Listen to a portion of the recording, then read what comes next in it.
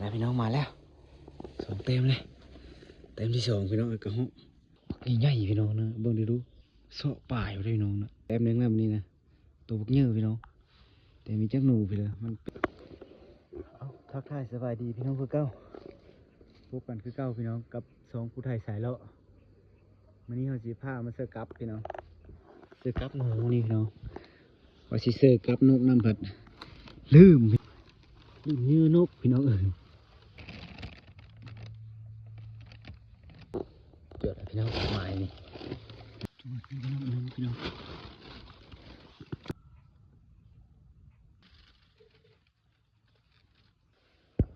ตัวนี้ใหม่นี่มันจะมาคุยพี่น้องนี่อันนึงก็พี่น้องเอาพี่น้องเดี๋ยวเฮาสิซื้ออันไปซื้อกลับก่อนเด้อพี่น้องเดี๋ยวเป็นได้เลยมื้ออื่นเฮามายามแล้วเฮาสิถ่ายให้เบิ่งพี่น้องเอาทักทายสบายดีพี่น้องยังมื้อเช้าสบายดีทุกคนพบกันคือเก่าพี่น้องกับสองผู้ไทยสายเลาะวันนี้เฮาสิพามายามกลับคือเก่าพี่น้องยามกลับเฮาซื้อไว้ตอนแรกวานนี้พี่น้องเอาไปช่วยกันแล้วพี่น้องเราสิมาหรือประมาณไปติดตามเฮาสู่กันพี่น้องด่างระบิดนี่คือไปรอลุ้นเบิกด่างต่อไปน้ำกันพี่น้องสิมานมา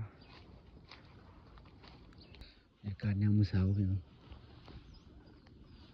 น้ำหมอกก็ตกแห้งขนาดนี้ร้านด่างนี่ก็พี่น้องเดี๋ยวเขาสิกู้มาเลยพี่น้องนี่ก็โป่งลางเลยนะหมายเสียหมายงามจุ๊นะว่าไงนะ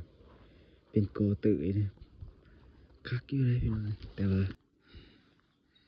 อันนี้เป็นกราฟสองระบบพี่น้องอันนี้เอาไว้เสือนกนี่อันนี้ก็ไว้เสือโดงนี่นะไว้เสือโดงก็ได้เป็นสองระบบเสือหนูอันนี้เสือมะโกยเสือมันต้นแบบสิมานบ่สิมานเลยนะได้โอ้จวดแล้วพี่น้องจวดแล้วนี่เอาแล้วพี่น้องโอ้เก๋มาเนาะพี่น้องโอ้เขาเสือแต่เนอพี่น้องนะบนมาโกยตกนะโอ้เก๋มาเนาะพี่น้องนะมาเกี่ยวยาอยู่เนาะพี่โอ้มาแล้วพี่น้องพี่น้องหนึ่งพี่น้องนี่นะพี่น้องท้องขาวนี่แต่ว่าตัวเยอะเลยนี่โอ้นะเบิ่งมือเบิ่งไปเทียบมือกับอันหนูนะโอ้มาแล้วพี่น้องมาแล้วโอ้สาววันนี้มาแล้วพี่น้องคิดว่าสิมีหมาได้นี่แล้วเจอแล้วพี่น้องนี่พี่น้องมาแล้วแต่แป๊บนึงแล้ววันนี้นะตัวพวกเยอะพี่น้องแต่มีจักหนูพี่เลยมันเป็นท้องแล้วขาวกว่าอย่างนี้แต่กับท้องเยอะแบบเท่าๆนั่นเองแล้วนี่พี่น้องเต็มนึงเลยมาอยู่พี่น้องมาอยู่อย่ามาหลายด่างพี่น้องมีทื่อพี่น้องมาด่างนี่พี่น้องมาแล้วมาอยู่เช้าวันนี้นะมาแล้วพี่น้องจวดแล้วเต็มนึงแล้วพี่น้องโอ้จวดแล้วเวลาลุ้นการด่างเข้าไปพี่น้องโอ้ด่างนี่จ้ะมีทื่อพี่น้องนี่